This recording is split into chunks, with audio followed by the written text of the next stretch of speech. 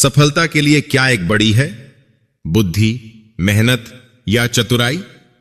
हर इंसान अपनी जिंदगी में किसी न किसी उद्देश्य की ओर बढ़ता है, लेकिन क्या कभी आपने सोचा है कि सफलता पाने के लिए सबसे जरूरी तत्व क्या है?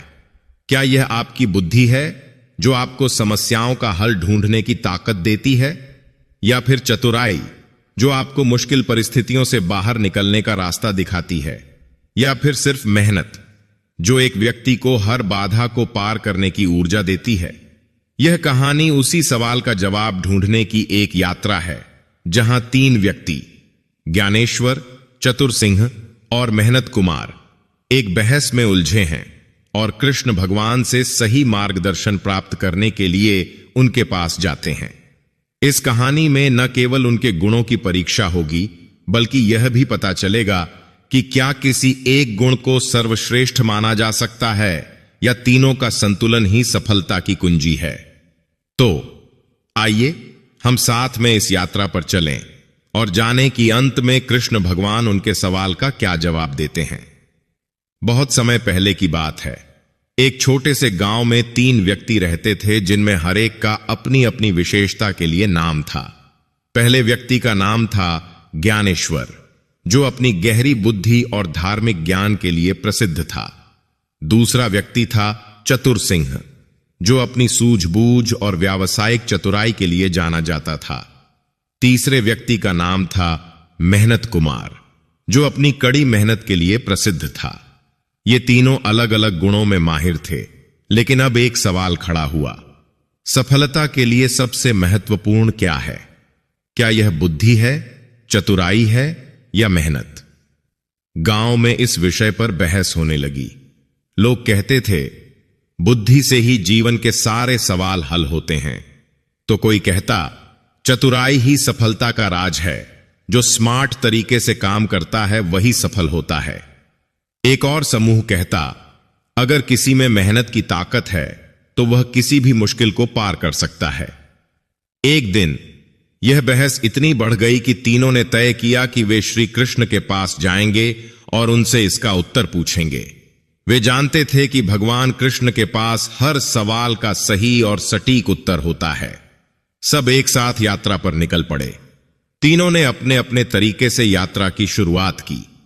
इस यात्रा में उन्हें कई कठिनाइयों का सामना करना पड़ा, लेकिन उनकी निष्ठा और लक्ष्य की ओर बढ़ने की चाह उन्हें लगातार प्रेरित करती रही। मार्ग में ज्ञानेश्वर सोचते थे कि अगर भगवान कृष्ण ने बुद्धि को ही सबसे महत्वपूर्ण बताया तो उनकी धारणा सही सिद्ध होगी। चतुर सिंह सोच रहे थे कि अगर कृष्ण ने चतुराई को महत्व दिया तो उनका व्यापारिक दृष्टिकोण सही साबित होगा, जबकि मेहनत कुमार खुद को और अपनी मेहनत को सही साबित करने के लिए ईश्वर के पास जा रहे थे। मार्ग में तीनों ने अपनी विचारधारा पर चर्चा करते हुए यात्रा पूरी की। वे कृष्ण के पास पहुंचे। भगवान श्री कृष्ण अपने दिव्य आभा से चमकते हुए उनका स्वागत करते हैं और पूछा, तुम तीनों ने मुझे क्यों बुलाया है? तीनों ने उत्तर दिया, हे भगवान, हम तीनों के बीच एक बहस चल रही है। हम यह जानना चाहते हैं कि क्या सफलता के लिए बुद्धि, मेहनत या चतुराई में से कोई एक सबसे महत्वपूर्ण है? भगवान कृष्ण मुस्कुराए और कहा, तुम लोग सही स्थान पर आए हो। तुम तीनों की बहस इस संसार के हर हिस्से में होती है और सभी को लगता है कि उनका दृष्टिकोण ही सही है। मैं तुम्हें एक परीक्षा दूंगा और उसी परीक्षा से तुम जान पाओगे कि सच क्या है। कृष्ण ने कहा, तुम तीनों के सामने एक कठिन कार्य होगा। तुम्हें इस कार्य को पूरे गांव की भलाई के लिए करना होगा। परीक्षा शुरू होती है, लेकिन इस परीक्षा के परिणाम से तुम सभी को सच्ची सफलता का मार्ग मिलेगा। भगवान कृष्ण ने आदेश दिया, गांव के एक बड़े वृक्ष के नीचे एक जलाशय का निर्माण करना है, ताकि इस गर्मी में गांव वाले पानी का इस्तेमाल कर सकें। लेकिन यह कार्य केवल तुम्हें तीनों ही करना है और तुम्हें यह काम 3 अलग अलग तरीके से करना है। मैं देखूंगा कि तुम अपने गुणों का कैसे उपयोग करते हो। अब तीनों के पास अपने अपने रास्ते थे।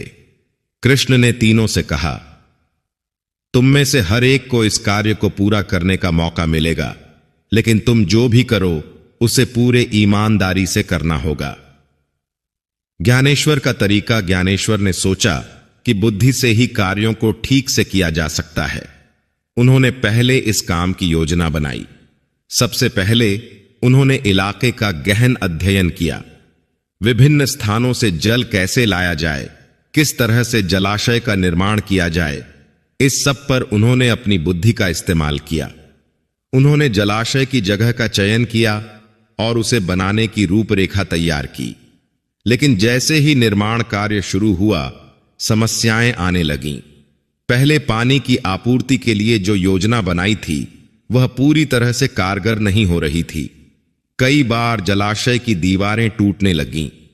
ज्ञानेश्वर की बुद्धि से योजनाएं तो बनी, लेकिन उनका कार्य धरातल पर वह परिणाम नहीं दे रहा था जैसा उन्होंने सोचा था।